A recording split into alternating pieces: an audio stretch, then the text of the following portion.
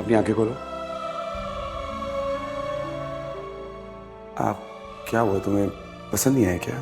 सारिम, मैं इन्हें नहीं ले सकती। लेकिन क्यों? इस पर अभी मेरा हक नहीं है। जो कुछ भी मेरे पास है सब कुछ तुम्हारा है, और शादी के बाद तुम्हारा ही होगा। हाँ तो ठीक है ना, तुम इन्हें रख लो, शादी के बाद मुझे दे देना। तो मेरा दिल तोड़ रही हो। तुम्हारा दिल नहीं तोड़ी हूँ, अपना मान रख रही हूँ।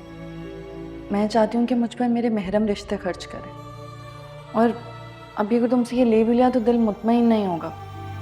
शादी के बाद शोहर की हैसियत से दोगे तो मुझे बहुत खुशी होगी, और तुम्हें भी।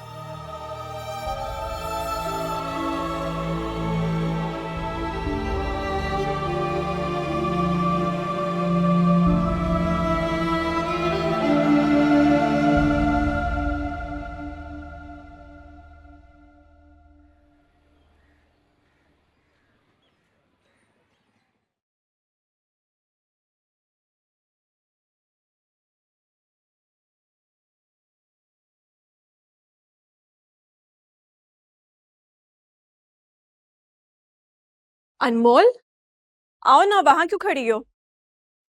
हाँ हाँ, आओ बेटा, बैठो।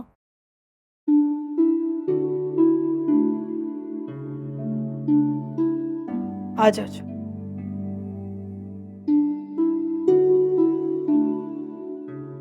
मैं कमरे में अकेले बोर हो रही थी, कुछ करने को था ही नहीं, सोचा बाहर आ जाती हूँ। मैंने आप लोग को डिस्टर्ब तो नहीं किया ना? ये कैसी बातें कर रही हो बेटा? ये तुम्हारा घर है अब।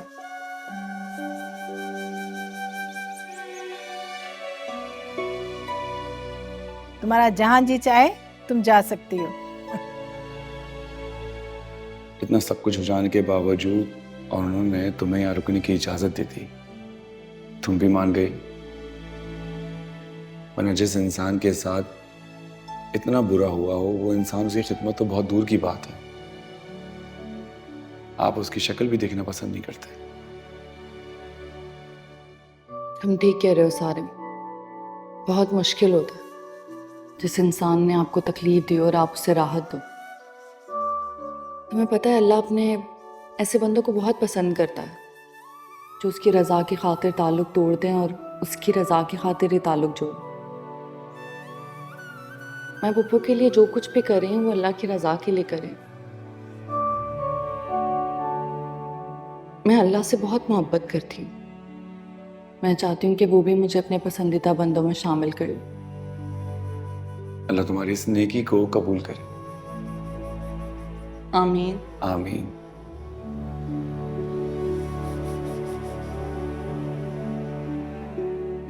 अम्मी बिल्कुल ठीक कह रही हैं अनमोल।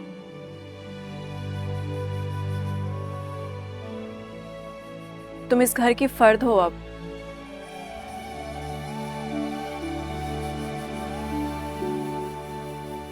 अपने घर में तकल्लुफ कैसा? मैं जानती हूँ, लड़की जब शादी करके नए घर में जाती है तो एडजस्ट करने में थोड़ा टाइम तो लगता है।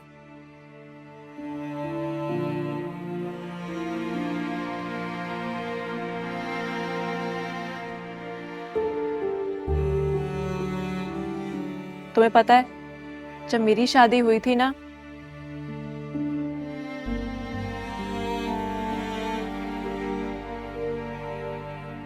तो मुझे भी ऐसे समझ में नहीं आता था कहाँ जाना है कहाँ नहीं, क्या करना है क्या नहीं। फिर आहिस्ता आहिस्ता उस घर की ऐसी आदत पड़ी कि मैं इस घर को भूल ही गई।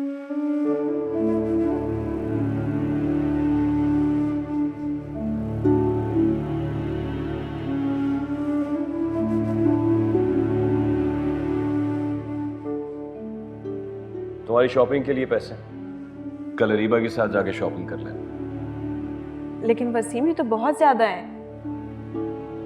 कोई ज्यादा नहीं है। इस बार तुम सीमा भाभी के डिजाइनर के पास जाकर अपना ड्रेस डिजाइन करवाना। मगर वसीम, वो तो बहुत एक्सपेंसिव डिजाइनर है। तो क्या हुआ, न कमाता किस लिए? शाजिया, जब से हमारी शादी हुई है कॉम्प्रोमाइज कर रही, उनसे दूर रहकर चाहकर भी मैं तुम्हारी ख्वाहिशें पूरी नहीं कर पाता। जितना भी हम साथ वक्त गुजारे उसमें सिर्फ मुस्कुराहटें और सिर्फ खुशियां।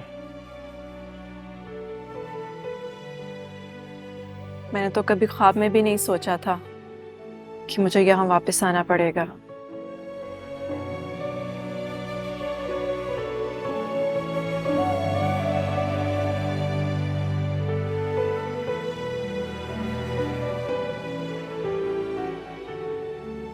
पता है, वसीम की अम्मी तो अभी भी मुझे वहां बुलाती हैं।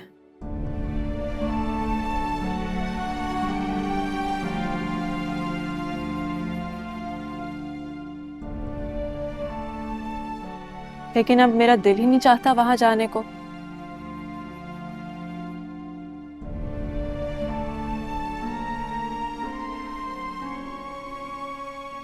क्या करूंगी मैं वहां जाके जब वसीम ही वहां नहीं है। आप सब्र रखें,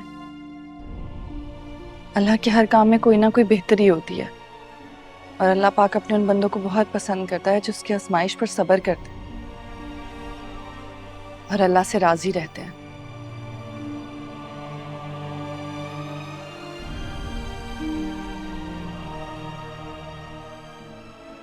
तुम बिल्कुल ठीक कह रही हो, जैसे मेरे अल्लाह की रजा।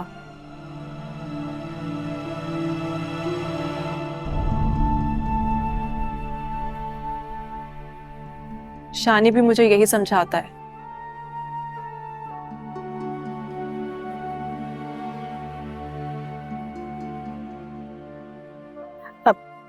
अच्छा शाजिया बेटा, वो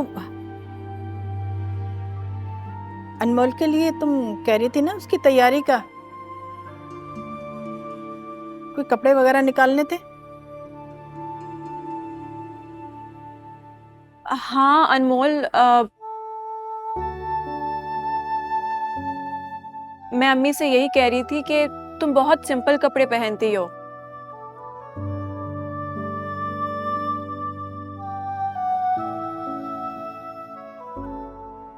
नई नई दुल्हन हो, तुम्हें तैयार होके रहना चाहिए।